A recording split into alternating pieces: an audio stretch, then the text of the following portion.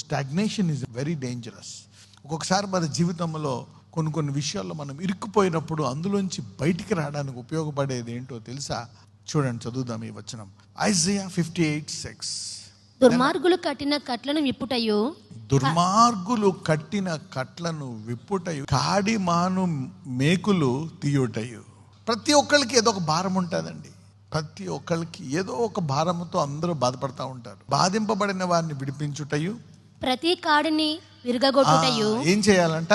ప్రతి కాడి అంటే కాడి అంటే ఏంటి? అదొక భారం, అదొక బాధ. ఏదైనా అవ్వచ్చు. It could be any problem. Could be a headache are depression, లేకపోతే ఎవరో ఏదో అవమానము చెందడము, వాళ్ళకి కొంచెం ఎంకరేజ్మెంట్ కావాలా, మేబీ ఒక hospital bill, something like that, educational fees, maybe ఆ నెలాఖరికి వాళ్ళకి తినడానికి తినలేదేమో, లేకపోతే వాళ్ళకి ప్రార్థనా సహాయం కావాలేమో, నూనె వేసి వాళ్ళకి ప్రార్థన చేయాలేమో, ఎంకరేజ్ చేయలేమో, మేబీ వాళ్ళకి వాక్యము కావాలేమో, నీతో సహవాసం కావాలేమో, అతను అలా ఒంటరితనాన్ని జయించడానికి. రకరకాల కాళ్ళు ఉంటాయి. ఇక్కడ ప్రతి కాడిని విరగొట్టుటయు నేను ఏర్పరచుకొనిన ఉపవాసం.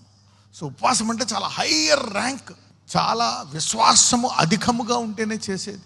అలాంటికి మీరు బైబిల్లో గొప్ప గొప్ప కార్యాలు ఎప్పుడు జరిగాయంటే ఉపవాసం ఉన్నప్పుడు. ఉదాహరణలు కూడా చెప్పాను నేను. ఎస్తేర్, యూదులు వాళ్ళ మీద మరణశాసనం వచ్చినప్పుడు ఉపవాసం ఉంటే ఏమైంది? రివర్స్ అయిపోయింది. నినివే పట్టణం. Fasting has changed many many many things.